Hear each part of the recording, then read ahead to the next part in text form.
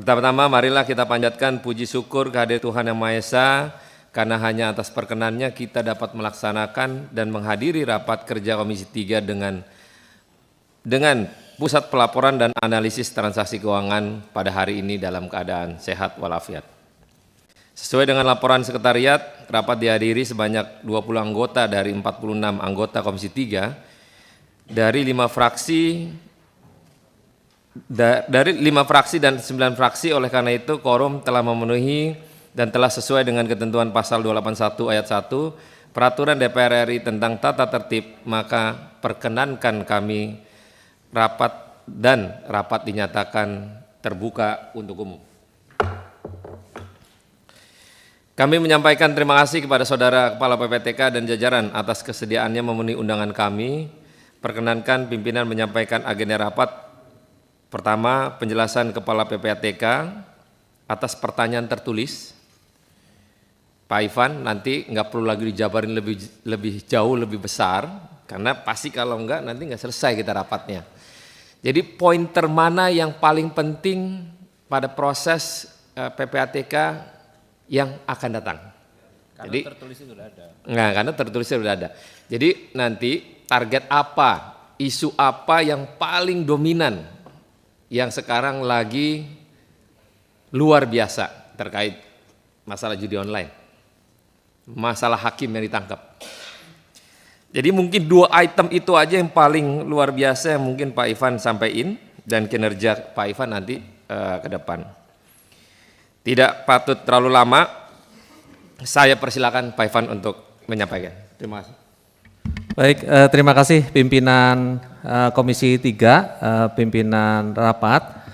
Bismillahirrahmanirrahim. Assalamualaikum warahmatullahi wabarakatuh. Selamat pagi, salam sehat, Om Swastiastu, salam, namo buddhaya, salam kebajikan bagi kita semua. Pertama-tama sekali lagi yang kami hormati Ketua dan Wakil Ketua Komisi 3 DPR RI, yang terhormat para anggota Komisi 3 DPR RI, yang terhormat Bapak Ibu hadirin. Sebelumnya perkenalkan selain saya yang sudah disampaikan tadi oleh Pak pimpinan rapat, di sebelah kanan saya Deputi Analisis dan Pemeriksaan Bapak Danang Trihartono yang baru 1 bulan dilantik atas izin Bapak Presiden. Kemudian di sebelah kiri saya ada Bapak Fitriadi, Deputi Pengawas Kepatuhan dan Pelaporan. Di sebelah kanan Pak Danang ada Dr. Tuti Wahyuningsih, Deputi Strategi dan Kerjasama. Paling ujung Pak Irjen Pol Albert Teddy Benhard Sianipar, Sekretaris Utama PPATK. Kebetulan sedang batuk katanya, jadi memilih duduk di ujung. Selebihnya adalah direktur kami. Sekali lagi alhamdulillah pada hari ini, pada kesempatan ini kami diundang oleh pimpinan DPR. Melalui kesempatan ini kami mengucapkan selamat kepada Ketua dan seluruh Wakil Ketua dan anggota Komisi 3 DPR RI terpilih periode tahun 2024-2029. Semoga segenap pimpinan dan anggota Komisi 3 DPR RI senantiasa diberikan kekuatan dan kesehatan untuk menjalankan amanah yang diberikan konstituen pada pemilu legislatif 2024. Kami senantiasa mohon dukungan pimpinan dan anggota Komisi 3 DPR RI beserta seluruh mitra kerja dalam upaya meningkatkan efektivitas pencegahan dan pemberantasan pencucian uang, pendanaan terorisme, dan pencegahan pendanaan proliferasi senjata musnah massal. Pimpinan dan anggota Komisi 3 DPR RI yang kami hormati, memenuhi undangan rapat kerja dari Wakil Ketua DPR RI dengan agenda pembahasan evaluasi pelaksanaan APBN tahun anggaran 2024 sampai dengan Oktober 2024 dan program kerja PPATK. Izinkan kami menyampaikan penjelasan terkait rencana kerja PPATK tahun anggaran 2024 tahun anggaran 2025. Insya Allah kami sampaikan dalam waktu yang singkat. Pada kesempatan yang baik ini dapat kami sampaikan bahwa sebagai upaya perwujudan visi Indonesia Emas 2024, di mana PPATK mendukung agenda pembangunan keempat yaitu supremasi hukum, stabilitas, dan kepemimpinan Indonesia, PPATK telah menyusun grand strategi yang tertuang dalam rancangan Renstra PPATK 2024 tahun 2025-2029. Dengan berpedoman pada rancangan teknokratik RPJMN 2025-2009 sesuai dengan cita-cita ke-7 Bapak Presiden Prabowo Subianto, yaitu memperkuat reformasi politik, hukum, dan birokrasi, serta memperkuat pencegahan dan pemberantasan korupsi, narkotika, judi, dan penyelundupan.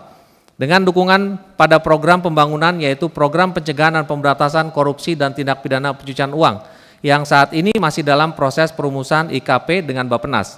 Atas komitmen tersebut, PPATK juga telah menyusun visi, misi, tujuan, sasaran, strategis, dan sasaran program PPATK yang tertuang dalam rencana strategi PPATK tahun 2025 tahun 2029 yang mendukung pada prioritas pembangunan nasional tersebut.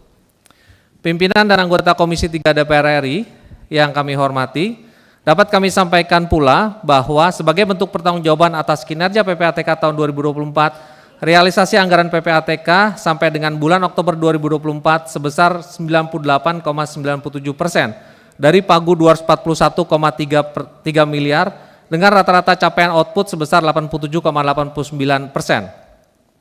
Dan penerimaan negara bukan pajak sebesar 791 juta. Dengan dukungan anggaran tersebut, PPATK dapat mencapai indikator kinerja utama yaitu indeks efektivitas pencegahan dan pemberantasan TPPU dengan nilai realisasi sebesar 7,93 atau tercapai 103,93% dari target sebesar 7,63. Hal ini menggambarkan bahwa PPATK selalu berkomitmen untuk meningkatkan efektivitas pencegahan dan pemberantasan TPPU dan TPPT di Indonesia dengan mendorong peningkatan jumlah registrasi bagi pihak pelapor untuk meningkatkan kepatuhan dan kualitas pelaporan. Selain itu, peningkatan hasil pencapaian indeks efektivitas juga didorong oleh peningkatan kualitas atas hasil analisis dan hasil pemeriksaan PPATK yang dirasakan manfaatnya oleh pengguna HA dan HP guna mendukung proses hukum. Sampai dengan bulan September, PPATK telah menghasilkan produk intelijen berupa analisis, hasil pemeriksaan dan informasi sebanyak 964 laporan. Pada bulan November dan Desember, PPATK akan menyelesaikan target rencana kerja November dan Desember yang telah direncanakan dengan rincian berdasarkan program baik pada program pencegahan dan pemberantasan TPPU dan TPPT maupun pada program dukungan manajemen internal. Pimpinan dan anggota Komisi 3 DPR RI yang kami hormati, hasil kegiatan analisis dan pemeriksaan transaksi keuangan yang dilakukan PPATK juga telah memberikan kontribusi nyata pada beberapa sektor diantaranya yaitu membantu penerimaan negara dari produk intelijen keuangan yang disampaikan kepada Direktorat Jenderal Pajak sebesar 11,08 triliun. PPATK juga mendukung upaya pemberantasan judi online melalui hasil analisis sebanyak 10 laporan hasil analisis dengan total perputaran dana 13,2 triliun. Selain itu, PPATK juga turut berkontribusi dalam pengungkapan tindak pidana pencucian uang yang berasal dari tindak pidana narkotika. Terdapat 41 laporan dengan total perputaran dana 16,8 triliun. PPATK akan senantiasa fokus pada berbagai kegiatan yang mendukung rencana kerja pemerintah yang berkaitan dengan pencegahan dan pemberantasan TPPU, TPPT, dan PPSPM di Indonesia melalui penerapan pola kerja baru. Dan untuk itu kami berkomitmen penuh dalam pengelolaan APBN secara transparan, akuntabel, efektif, dan efisien guna mencapai target kinerja yang telah ditetapkan. Sejak tahun 2026 sampai dengan 2023, PPATK selalu mendapat opini wajar tanpa pengecualian dari BPK atas pemeriksaan laporan keuangan yang saat ini berjumlah sebanyak 18 kali berturut-turut. Pimpinan dan anggota Komisi 3 DPR RI yang kami hormati, rencana kerja PPATK tahun 2025 mengusung tema penguatan keanggotaan Indonesia dalam Financial Action Task Force serta peningkatan sinergitas tindak lanjut hasil analisis dan pemeriksaan dalam rangka optimalisasi pencegahan dan pemberantasan TPPU, TPPT, dan PPSPM yang dituangkan menjadi 5 program prioritas dalam rencana PPATK tahun 2025 yang ditetapkan sebagai berikut. Pelaksanaan pemenuhan kewajiban Indonesia dalam rangka keberlanjutan sebagai anggota FATF. Kedua, perumusan dan implementasi strategi nasional APU PPT dan PPSPM. Ketiga, pengembangan teknologi informasi berbasis digitalisasi, data warehousing, dan artificial intelligence. Keempat, penelusuran aset tracing, hasil analisis dan pemeriksaan PPATK, mendukung Asta Cita yang berfokus pada korupsi, narkotika, judi, dan lingkungan hidup. Dan kelima, peningkatan kualitas data pihak pelapor melalui program pembinaan terpadu. Selanjutnya berdasarkan surat Menteri Keuangan tanggal 23 September 2024 terkait penetapan alokasi anggaran tahun 2025, PPATK mendapatkan dukungan anggaran sebesar 354,5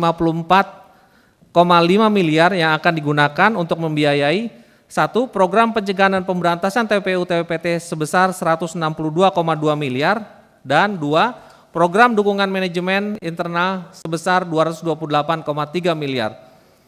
Tahun 2025, PPATK ikut berperan dalam perwujudan program pembangunan dalam rangka RPJMN 2025-2029 dan rancangan RKP 2025 yang semula hanya mendukung 1 prioritas nasional menjadi 8 prioritas nasional, yaitu pelatihan bagi aparat penegak hukum, pelaksanaan implementasi dan penilaian kepatuhan Indonesia atas standar dan konvensi internasional, kontribusi rezim APU PPT Indonesia dalam keanggotaan FATF, kerjasama internasional dalam keanggotaan FATF, hasil analisis dan hasil pemeriksaan sektor korupsi, sektor narkotika, sektor judi, dan sektor lingkungan hidup.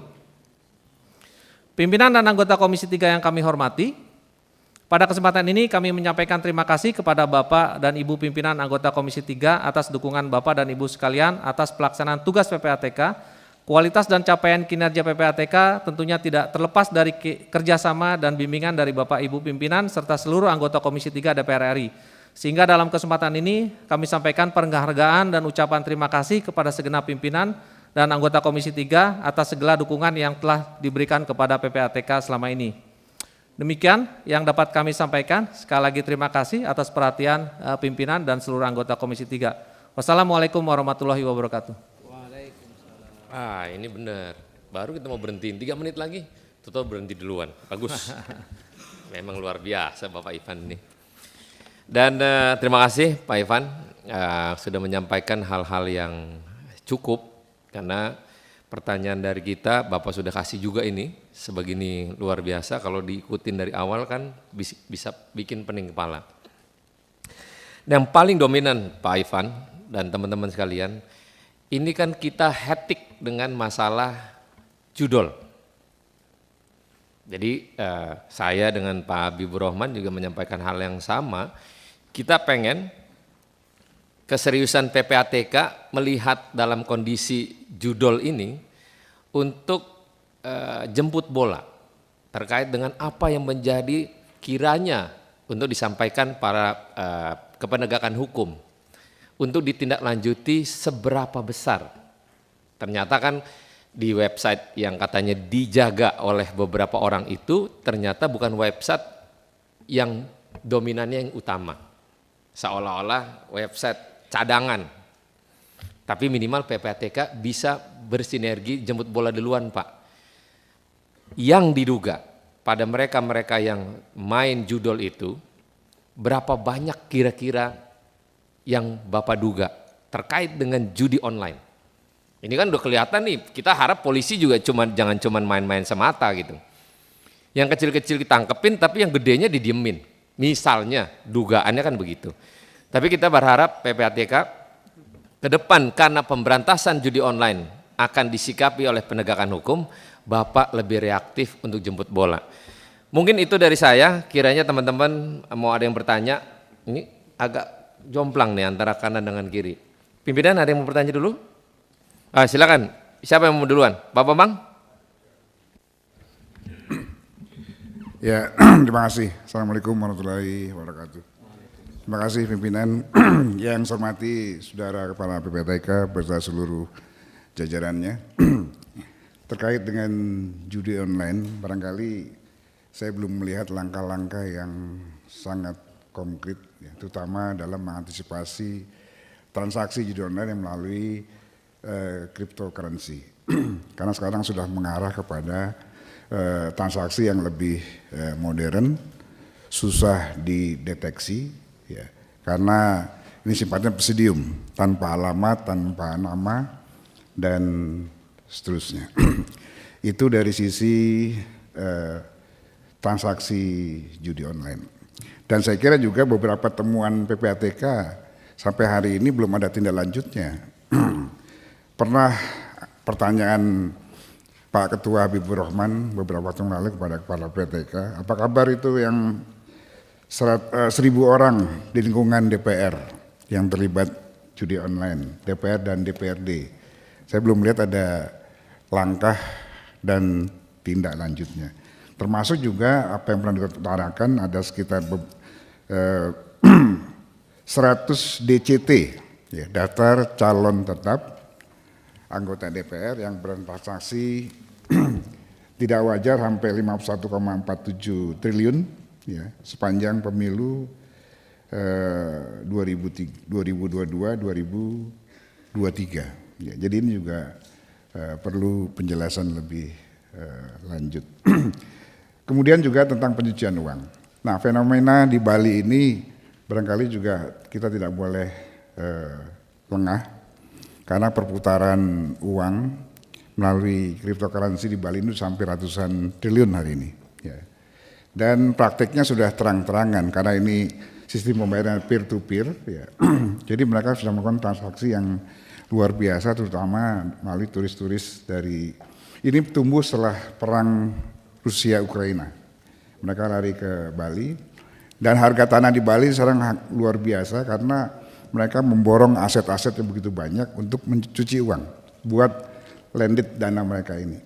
Nah, ini juga bagaimana langkah-langkah PPATK dalam mengantisipasi ini. Ini belum nanti lari ke suap. Ya. Nanti Pak Rodi nggak terima lagi tuh dalam bentuk rupiah. Dia maunya Bitcoin atau Ethereum. Ya. Nah, satu Bitcoin hari ini udah 1,1 miliar. Ya. Kemudian Ethereum sekarang ini yang sudah hampir naik lagi udah 40 jutaan lebih. Nah, transaksi ini kalau ini mulai menjadi tren, barangkali sulit lagi kita temukan nanti OTT seperti di kejaksaan 800 miliar karena bentuknya sudah nggak berbentuk fisik lagi. Tapi ini transaksi yang mampu mempengaruhi kebijakan, keputusan, ini pasti akan tetap berlangsung. Bagaimana antisipasi PPATK dalam hal ini. Demikian Pak Ketua, terima kasih. Assalamualaikum warahmatullahi wabarakatuh. Oh, terakhir terkait dengan anggaran. Saya dengar nih Pak Ketua, ini perlu diperhatikan juga nih jajaran PPATK nih. Hari ini sudah dari bulan Mei katanya belum menerima tunjangan akibat pemotongan otomatis anggaran mereka. Anggaran udah kecil tapi dipotong juga. Betul nggak dipotong? Ya, belum terima tunjangan. Udah mulai bulan apa? Bulan ini kan. Kita juga belum terima sama. Ini kalau ngomong tunjangan sepertinya kita pun sama sepertinya. Tapi minimal saran dari Pak Bamsud luar biasa. Dan karena yang tadi menarik adalah masalah Bitcoin memang. Kan sekarang lagi ngetren. Saya tanya-tanya nih bagaimana cara transaksi Bitcoin. Sampai di Amerika pun untuk memeriksa terkait dengan Bitcoin tersendiri, itu nggak bisa. Nah, ini akan disalahgunain oleh para pihak. Yang kalau kata Pak Bamsud tadi bilang, oh ya nanti nggak terima lagi dolar misalnya. Kemungkinan ada Pak, karena permainan Bitcoin ini dengan membeli nilai rumah puluhan miliar bahkan ratusan miliar itu dengan cuma handphone ini aja dan nggak perlu mengisi mandatori transaksional. Bayangin Pak Ivan, kalau itu terjadi ini melebihi dari judi online, melebihi judi online karena transaksinya dengan segala macam cuma handphone ini doang dan satu alat. Alatnya kecil segini kalau nggak salah. Cuma tinggal pencet aja. 1, 2, 3, 4 pin ya, beres. Dalam hitungan detik diterima dengan yang bersangkutan. Saking hebatnya itu proses teknologi yang sedemikian rupa. Yang lain? Siapa yang lagi? Pak Rudi Lalo. Ya. Terima kasih pimpinan yang saya hormati dan rekan-rekan Komisi 3, Pak Kepala PPATK beserta jajaran dan hadirin yang sama berbahagia. Assalamualaikum warahmatullahi wabarakatuh. Selamat pagi, salam sejahtera untuk kita semua. Ini kalau bicara PPATK sering menggemparkan Pak publik Indonesia karena selalu bicara transaksi mencurigakan. yang nilainya triliunan, Pak. Ya, kemarin ada 300 triliun, tadi dijelaskan narkoba 11 triliun, judol 13 triliun, luar biasa. Sementara anggarannya hanya 300 miliaran, luar biasa ini. Tapi sayangnya data-data PPATK ini sifatnya sebarat intelijensi saja, dia bukan bisa jadikan alat bukti. Karena itu saya ingin bertanya kepada Kepala PPATK, karena tugas Bapak membantu membongkar kejahatan kerah putih kepada penegak hukum melalui data-data transaksi mencurigakan. Kira-kira selama ini data yang dimiliki oleh PPATK, 3 APH ini, Kejaksaan, Polri maupun KPK, institusi mana yang banyak menindaklanjuti laporan-laporan PPATK ini, Pak? Atau kan laporan PPATK hanya disimpan, hasil analisis dan hasil pelaporan hanya disimpan di atas meja lalu kemudian tidak ditindaklanjuti misalkan. Ini penting, Pak, supaya kita tahu bahwa ternyata kolaborasi, sinergitas lembaga negara ini hadir, Pak. Apalagi kalau bicara transaksi-transaksi mencurigakan. Yang kita tahu bersama lahirnya PPATK ini adalah salah satunya memberantas tindak pidana pencucian uang. Nah, ini mohon penjelasan kepada Pak Kepala PPATK supaya jangan sampai anggaran 345 miliar kita berikan kepada PPATK lalu kemudian laporan-laporannya, mohon maaf nih Pak, tidak ditindaklanjuti, Pak, oleh penegak hukum kita. Ini supaya ada saling kontrol antara lembaga negara. Kira-kira itu pimpinan. Terima kasih. Aman. Oke, siapa lagi? Mau? Monggo. Martin.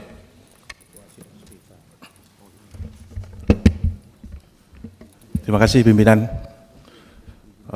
Kepala PPATK beserta jajaran yang kami hormati, pimpinan Komisi 3 yang kami hormati dan kami banggakan. Saya Martin Tumbelaka dari fraksi Gerindra. Saya sedikit saja pimpinan dan Kepala PPATK soal judi online. Judi online ini kan kita tahu bersama sangat meresahkan di masyarakat, dan dalam hal memberantas judi online, PPATK kan tidak sendiri. Ada lembaga-lembaga yang lain terkait dalam hal pemberantasan judi online. Nah, saya ingin tahu di sini sejauh mana kolaborasi yang sudah terbangun PPATK dengan lembaga-lembaga terkait ini. Karena dalam pemberantasan judi online ini kita harus punya semangat yang sama, pemberantasan judi online. Kalaupun memang ada komunikasi ataupun kerjasama atau kendala-kendala yang ada, mungkin kami di sini lewat forum yang terhormat kita bisa mengusulkan lewat pimpinan Komisi 3 untuk menjembatani hubungan ini supaya bisa selaras antara lembaga-lembaga ini. Itu saja pimpinan, terima kasih. Terima kasih. Kalau kata Pak Dede tadi JLO ya. JLO ini siapa ini? Jennifer Lopez. Bukan begitu Pak Martin? Bukan ya? Yang lain? Kiri? Pak Rusdi Kirana enggak? Mau bicara enggak? Stefano silakan. Izin, terima kasih pimpinan. Assalamualaikum warahmatullahi wabarakatuh. Shalom, salam sejahtera untuk kita semua. Yang saya hormati Kepala PPATK beserta jajaran. Saya hormati pimpinan Komisi 3 beserta seluruh rekan Komisi 3 yang saya hormati. Jadi sebagai anggota Komisi 3 baru, saya baru mempelajari melalui rapat ini ternyata PPATK ini mempunyai peran yang sangat sentral dalam pemberantasan tindak pidana pencucian uang, bahkan sebagai orkestrator. memang harus diakui bahwa anggaran yang telah diberikan kepada PPATK ini tergolong terbatas. Namun kami apresiasi dengan keterbatasan tersebut bisa melakukan banyak langkah-langkah progresif terhadap penegakan hukum tindak pidana pencucian uang. Saya mau highlight khususnya terkait judi online, pimpinan. Jadi saya pikir judi online ini sudah bukan lagi menjadi isu ya Pak, tapi sudah menjadi wabah penyakit saya lihat yang udah lebih parah dari COVID saya lihat, udah setingkat epidemi di Indonesia ini yang melanda bukan hanya daerah-daerah maju di Indonesia tetapi juga daerah terbelakang, daerah-daerah tertinggal seperti double saya di NTT. Saya ingin menginformasikan NTT ini provinsi yang tertinggal menduduki peringkat ketiga sebagai daerah termiskin di Indonesia. Sekitar 20% dari rakyatnya ada di bawah taraf kemiskinan, Pak. Untuk makan sehari-hari aja susah, Pak. Sampai sekarang harus dihadapkan dengan isu judi online yang melanda mereka juga. Kalau bapak-bapak sekalian ingat sekitar tahun lalu, akhir tahun lalu, pernah heboh di berita bahwa ada seorang bapak yang memotong ususnya sendiri di NTT karena tidak bisa makan, tidak bisa membeli makan untuk keluarganya. Itu terjadi di dapil saya Pak, di Kabupaten Belu, di kota Atambua. Jadi bisa dibayangkan betapa susahnya masyarakat saya di sana Pak. Lalu sekarang mereka dihadapkan dengan isu judi online ini di tengah keterbatasan mereka. Bahkan minggu lalu kita juga baru digemparkan dengan berita bahwa ada seorang bapak menjual bayinya yang berumur 11 bulan Pak. Di Facebook diiklankan seharga 15 juta. Yang ternyata uangnya dipakai sebagai modal untuk main judi online. Jadi isu judi online ini yang saya katakan tadi sudah menjadi wabah penyakit Pak. Epidemi yang mengancam peradaban kehidupan masyarakat kita Pak. Dan perlu ada keseriusan yang tinggi dari teman-teman di PPATK untuk memberantas masalah ini Pak. Lalu kita fast forward minggu lalu kita digemparkan juga dengan ternyata ada oknum-oknum di dalam Kementerian Komdigi yang berkomplot dengan website-website provider untuk melindungi mereka agar tidak terblokir. Bahkan Komdigi ini sudah menjadi bagian dari sindikat tersebut. Ini tentu sesuatu yang sangat memprihatinkan dan sangat berbahaya Pak. Atas dasar itu, mendengar rangkaian cerita ini yang ingin saya tanyakan kepada bapak-bapak sekalian, bagaimana peran PPATK selama ini terhadap pemberantasan judi online, sejauh mana koordinasi dengan APH terkait pemberantasan judi online. Tentu yang terjadi pada Kominfo bisa saja terjadi pada PPATK. Lalu komitmen apa yang akan diberikan oleh Bapak Kepala PPATK untuk memastikan tidak ada oknum PPATK yang membackingi judi online di instansi Anda. Terakhir saya juga mau titip terkait isu TPPO Pak, tindak pidana perdagangan orang. Ya saya tidak mengerti apa yang menjadi akar permasalahan isu TPPO ini, terutama yang terjadi di dapil saya di NTT Pak. Saya harap ini juga bisa menjadi atensi PPATK untuk bisa memberikan petunjuk kepada APH terkait dari sisi aliran dana terkait TPPO ini sehingga permasalahan ini bisa diselesaikan sampai ke akar-akarnya. Mungkin itu yang dapat saya sampaikan pada rapat siang hari ini. Assalamualaikum warahmatullahi wabarakatuh. Shalom. Terima kasih pimpinan. Terima kasih Stefano. Ini jeplakan Herman Heri yang ngomong. Ini versi yang disempurnakan. iOS-nya udah 19 ini. Silakan Pak Rano. Terima kasih Pak Ketua. Assalamualaikum warahmatullahi wabarakatuh.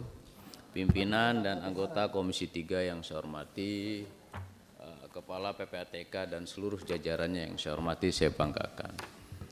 Pak Kepala, kita sudah ketemu lagi nih dalam pemerintahan yang baru.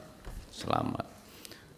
Kita dari 5 tahun yang lalu banyak sekali membahas soal isu-isu, tidak hanya isu, biasanya keterbukaan urusan pidana-pidana yang besar, persoalan hukum yang besar itu dibuka oleh Kepala PPATK. Dan ini kita tetap menunggu nanti program atau gebrakan khusus dari Kepala PPATK untuk membuka kalau nanti ada perkara-perkara yang besar lagi. Nah, ini kita tunggu, Pak. Biasanya Bapak sampaikan di forum kan, di publik terkait perkara-perkara yang besar yang akhirnya banyak masyarakat itu sudah sangat tertarik terhadap perkara-perkara yang sering Bapak sampaikan. Ini ada 2 hal, Pak. Yang pertama, Komisi 3 akan membentuk nanti, Pak. Ini panja kejahatan cyber, Pak. Ini akan sangat berkaitan dengan PPATK. Tadi Pak Sahroni, Pak Bamsus sudah sampaikan bahwa bentuk kejahatan keuangan itu sudah berubah. Tidak lagi nanti yang bentuknya transaksionalnya secara langsung, tapi juga bisa melalui elektronik dan lain-lain. Ini bagian dari kejahatan cyber, Pak. Termasuk judi online tadi, Pak. Nah, ke depan dengan adanya panja ini nanti kami harapkan kita lebih terbuka lagi dalam hal data yang didapat Kepala PPATK atau PPATK untuk setiap kejahatan baik itu cyber maupun kejahatan yang lain, Pak. Jadi kita ini kan suka rapat ini tapi dapat datanya setengah-setengah, Pak. Jadi kami meminta nanti misalnya narkoba, kan tadi sudah nyampaikan berapa besarnya narkoba, perkara judi online dan lain-lain, datanya nanti dibuka aja, Pak, saat kita rapat lagi ke depan. Kalau diperlukan dibikin tertutup, kita bikin tertutup. Agar kita tahu, Bapak sudah memblokir si A, sekian triliun, Bapak sudah memblokir si B, terhadap perkara yang diduga atas tindak kejahatan dan lain-lain. Nanti, kalau nanti perkara yang Bapak sampaikan atau hasil temuan yang Bapak sampaikan tidak ditindaklanjuti tadi, seperti kawan-kawan katakan ke penegak hukum, maka kami sebagai mitranya akan ikut masuk ke intervensi ke situ. Nah, saya harapkan nanti sebelum Bapak takutnya nanti Bapak keburu sampaikan lagi di publik, nah kita diskusikan dulu. Makanya kita bentuk panja itu nanti. Nah, panja, nanti kita ada 4 panja yang insya Allah nanti akan kita bentuk. 1 panja penegakan hukum terkait sumber daya alam, ini akan terkait juga PPATK nanti di situ. Panja narkoba, nanti panja tadi kejahatan cyber, yang terakhir nanti panja mafia tanah. Nah, ini pasti transaksi-transaksi akan terkait tentang info-info yang harus kita dapat dari Kepala PPATK. Nah, saya berharap ke depan rapat kita nanti kalau perlu kita bikin, karena kan datanya rahasia, nanti bisa kita bikin tertutup, Pak. Ya, Pak Kepala ya. Kita bikin tertutup biar infonya lebih detail. Jadi kita tahu, karena cenderung di masyarakat itu, Pak, ada berapa masyarakat yang mempertanyakan juga, misalnya dia ada transaksi dari berapa wilayah, dari luar negeri dan lain-lain, terus harus terblokir. Nah, ini kan dia butuh info, kenapa dana saya diblokir dan lain-lain. Nah, katanya itu adalah rekomendasi PPATK. Nah, kita pengen tahu kalau memang di situ ada kejahatan atau ada modus tertentu, ada sesuatu yang memang diduga bagian dari tindak kejahatan, maka nanti kita bisa bareng-bareng buka di situ. Nah, ini penting banget, judi tadi, Pak, narkoba, mafia tanah, sumber daya alam, Pak. Presiden kan mengatakan begitu banyak kebocoran, terutama terkait pendapatan sumber daya alam untuk meningkatkan pendapatan negara kita. Nah, inilah kita butuh dukungan Kepala PPATK. Dan saya yakini kalau urusan anggaran pasti akan kita terus dukung, kita bantu, Pak. Dan saya sudah 5 tahun berhubungan dengan Bapak, kenal lah luar biasanya Bapak dan seluruh kawan-kawan. Tapi ke depan kita akan bikin rapat ini lebih detail lagi nanti dengan Panja, agar data yang kita dapat lebih konkret, lebih maksimal. Kalau ini kan saya baca di sini kan hanya sekilas saja. Itu saja pimpinan tambahan dari saya. Terima kasih. Wallahul muwaffiq ila aqwamit thoriq. Assalamualaikum warahmatullahi wabarakatuh. Oke, terima kasih. Padang nih. Padang mau? Boleh, silakan. Habis Padang nanti tinggal dijawab. Baik, terima kasih pimpinan dan seluruh anggota Komisi 3, terutama Kepala PPATK. Terima kasih Pak. Saya sesuai dengan judul hari ini adalah rapat kerja Komisi 3 DPR RI dengan PPATK, evaluasi pelaksanaan APBN 2024 dan program kerja PPATK. Saya memberikan apresiasi bahwa pelaksanaan dari APBN bisa dilaksanakan sampai 98,97%. Ini suatu prestasi yang baik agar dipertahankan. Kalau bisa lain kali 100%, Pak. Dan yang paling penting untuk saya pada halaman tentang prioritas nasional PPATK 2025. Seperti tadi disampaikan oleh pimpinan, kita sudah membuat tim yang akan menganalisis secara mendalam. Nah, minimal kalau hari ini Bapak bisa menjelaskan output rincian antara lain yang menarik untuk saya, nomor 5, 6, 7, dan 8. Hasil analisis dan hasil pemeriksaan sektor korupsi, hasil analisis dan hasil pemeriksaan sektor narkotika, hasil analisis dan hasil pemeriksaan sektor judi, dan hasil analisis hasil pemeriksaan sektor lingkungan hidup.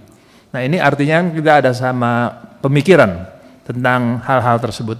Minimal kalau ini tidak bagian dari yang rahasia atau tertutup, kami diberikan gambaran bagaimana sih hasil analisis PPATK terhadap apa yang kami sampaikan tadi. Terima kasih pimpinan.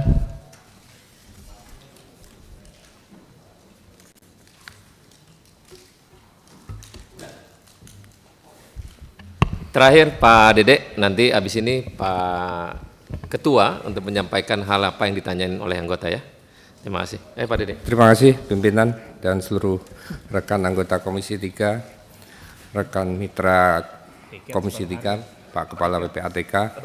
Saya ucapkan apresiasi dan kinerja PPATK yang telah mengungkap keberhasilan narkoba.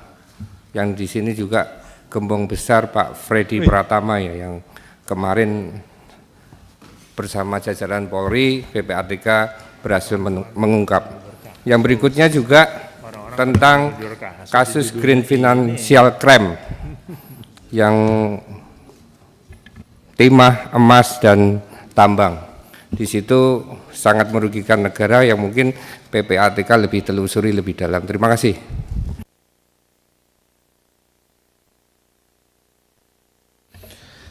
Silakan Pak Ivan untuk menyampaikan. Baik, terima kasih pimpinan. Jadi izinkan kami merangkum beberapa pertanyaan yang sama, khususnya yang pertama mungkin dari Pak Bambang terkait dengan dan beberapa pertanyaan tadi terkait dengan perkembangan kripto. Nah, perkembangan kripto sebenarnya sudah kami spot pada saat dibuatnya National Risk Assessment pertama kali di 2015. Jadi PPATK sudah menyebutkan emerging threat itu adalah mengenai pertumbuhan kripto, Bitcoin dan segala macam, Ethereum, kemudian ada OpenSea, Metaverse, macam-macam itu sudah kami sampaikan. Khususnya kami mematuhi apa yang direkomendasikan oleh Financial Action Task Force terkait dengan new payment method. Di dalam salah satu rekomendasi itu adalah masing-masing negara wajib memiliki mitigasi resiko terhadap new payment method. Salah satunya peer-to-peer lending, Bitcoin dan aneka rupanya. Dan faktanya kami menemukan banyak kasus terkait dengan pengelabuhan transaksi melalui Bitcoin, melalui kemudian Binance. Terakhir beberapa kita menemukan Binance, beberapa kasus narkotika terkait dengan Bitcoin. Bahkan kalau Bapak lihat terorisme yang di Alam Sutra itu, dia meminta disuap dengan menggunakan Bitcoin pada saat itu. Dan kita sudah melakukan beberapa penghentian transaksi atau pembekuan wallet di sektor Bitcoin, di exchangernya, kemudian di toko kripto macam-macam sudah kita lakukan. Artinya memang resiko ini sudah kita potret sejak lama. Nah, yang kemudian kita temukan juga kasus judi online ini, termasuk salah satunya yang favorable itu adalah penggunaan kemajuan fintech ini. Nanti akan izinkan kami sampaikan terkait dengan Bitcoin, Bapak Pimpinan. Kami kebetulan membawa presentasinya. Jika dibutuhkan, kami akan potretkan sedikit saja, jika diperkenankan. Ya, jadi yang perlu diketahui bahwa PPATK saat ini terlibat di dalam Satgas terkait dengan judi online. Yang kemudian kemarin baru saja dirapatkan dipimpin langsung atas perintah Bapak Presiden Prabowo, dipimpin langsung oleh Bapak Menko Polkam. Dibentuk ada 5 des, salah satunya adalah mengenai judi ini. Dan PPATK terlibat di seluruh des yang ada. Jadi apabila kita melihat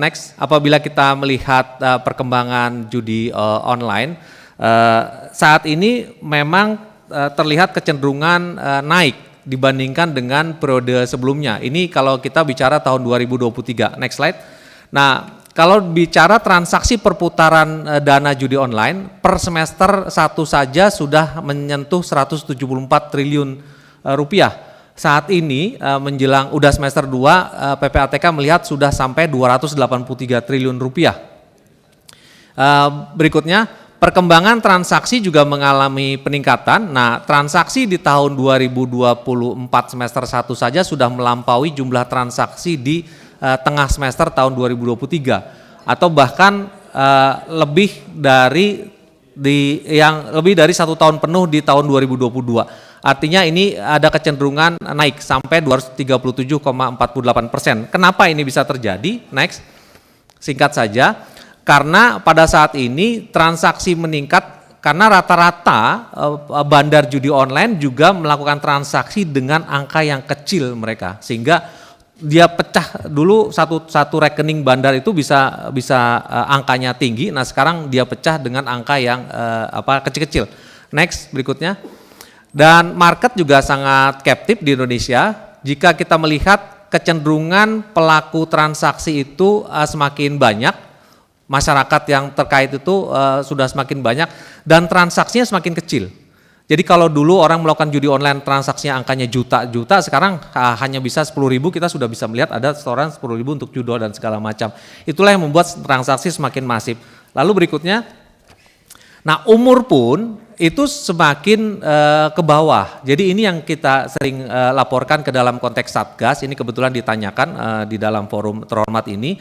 Umur pemain judi online cenderung semakin merambah ke usia rendah, usia kurang dari 10 tahun. Ini kita melihat. Jadi populasi demografi pemainnya semakin berkembang. Next. Nah, jika dilihat tadi Pak Stefano mengatakan di NTT dan segala macam, kita melihat benar TPU itu perdagangan orang itu banyak di sana. Nah, ini kita nggak sentuh di semua wilayah, tapi ini bisa dilihat bahwa kecenderungan pelaku judi online memang merambah hampir di setiap wilayah. Next lagi. Nah, ini yang menarik. Penggunaan dana judi online dibandingkan dengan penghasilan, jika kita lihat penghasilan orang dibandingkan dengan berapa yang dia pakai itu sudah sampai 69, hampir 70% penghasilan legal dia diperoleh itu untuk digunakan untuk judi online. Kalau dulu orang terima 1 juta hanya akan menggunakan 100.000, 200.000 untuk judi online, sekarang sudah hampir 900.000-nya dia pakai untuk judi online. Jadi kita melihat semakin ediknya masyarakat untuk melakukan judi online. Ini juga terkonfirmasi dengan data berikutnya. Nah, jumlah yang terbesar para pelaku judi online di kita itu adalah masyarakat yang berpenghasilan yang melakukan deposit yang kecil, yang bawah. Jadi depositnya cenderung deposit yang 100.000 sampai 1 juta. Next. Nah, ini adalah seluruh wilayah. Ini adalah seluruh wilayah terkait dengan judi online. Next lagi 2 kali. Nah, Bapak-bapak dan Ibu-ibu, ini sekaligus menjawab bagaimana peran PPATK dalam konteks judi online ini. PPATK terlibat di dalam beberapa satgas judi online. Nah, jika satgas ini tidak ada, berdasarkan data yang PPATK punya potret tadi, berdasarkan kalkulasi yang PPATK gunakan, jika satgas ini tidak ada, transaksi judi online sampai tahun 2024 saja sudah akan menyentuh angka hampir 1.000 triliun. Jika satgas tidak bekerja. Next. Nah, dengan pola intervensi yang ada sekarang, diprediksi sekarang sudah menyentuh 283, diprediksi sampai akhir tahun transaksi terkait dengan judi online itu menyentuh sedikit di atas 400 triliun jika Satgas bekerja seperti saat ini. Next lagi. Nah, ini hanya ingin menggambarkan apa yang sudah dilakukan oleh PPATK. Nah, jika kita terus berhasil menekan lebih serius lagi bandar, kemudian beberapa bandar kemudian bisa dilakukan penegakan hukum, itu bisa ditekan sampai angka 202 triliun. Ini yang sudah kita lakukan dan diharapkan akan terus dicapai pada periode berikutnya. Alhamdulillah tadi disampaikan bahwa akan ada panja juga, salah satunya mungkin terkait dengan apa yang sudah PPATK kerjakan selama ini. Next, terakhir terkait dengan judi online, inilah pembandingnya. Bapak-bapak dan ibu-ibu bisa melihat bahwa jika tidak ada Satgas, PPATK dan beberapa instansi tidak melakukan kolaborasi, perkembangan judi online itu akan menyentuh lebih dari 300% dibandingkan dengan tahun lalu. Tapi jika Satgas berhasil bekerja dengan baik, paling tidak perkembangan itu bisa dihambat sampai 404 triliun. Dan kita berharap bahwa hingga akhir tahun 2000 saja itu 2024 saja bisa tekan sampai 202 triliun. Tapi tampaknya ini sudah terlampaui karena PPATK sekarang sudah melihat lebih dari itu. Demikian kalau terkait dengan judi online, pimpinan. Kalau udah selesai saya mau tanya lagi. Mau terusin silakan. Kalau saya selaja ya, karena kaitan dengan penutupan wallet kripto. Ya. Nah, pertanyaan saya begini, bagaimana penjelasan saudara kepala menutup wallet atau kripto wallet itu dan membekukan rekeningnya? Sementara ini kan sistemnya peer to peer, terus video anonim, tanpa nama, tanpa alamat, yang ada hanya angka-angka digital yang jumlahnya mungkin 18 sampai 19 angka. Nah, bagaimana menutupnya sementara jenis-jenis walletnya banyak, ada Trust Wallet, ada Atonim, ya, ada Exodus. Bagaimana caranya? Kalau mereka bertransaksi menukar di exchanger seperti Indodax, Toko Kripto atau Binance itu mungkin bisa terdeteksi. Nah, bagaimana menutup wallet ini? Kan tanpa identitas dia. Atau sudah punya alat canggih? Terima kasih. Iya, ini baru kita minta nih anggaran buat beli alat canggih ini. Sudah dibicarakan sebelumnya. Izinkan deputi saya menjelaskan secara langsung, Pak Bambang. Silakan, Pak Danang. Izin pimpinan dan Bapak anggota DPR yang terhormat. Dapat kami sampaikan bahwa saat ini PPATK sudah memiliki aplikasi untuk tracing aset kripto sampai level exchanger. Jadi aplikasi ini juga digunakan oleh FIU di berbagai negara dan kami bisa mengidentifikasi pergerakan aset kripto dari satu wallet ke wallet yang lain. Namun begitu menyentuh exchanger itu sudah berada di luar yurisdiksi Indonesia, nah itu yang permasalahan hukumnya ada di situ. Tapi selama exchangernya masih berada di Indonesia, kami bisa melakukan tindakan penghentian transaksi sesuai dengan kewenangan PPATK. Dapat kami tambahkan juga sampai dengan saat ini di tahun 2024, PPATK sudah mengidentifikasi aliran dana dari tindak pidana yang dipindahkan ke aset kripto itu kurang lebih 1,8 triliun, sebagian besar dari tindak pidana penipuan. Terima kasih. Oke, mungkin itu Pak Ivan.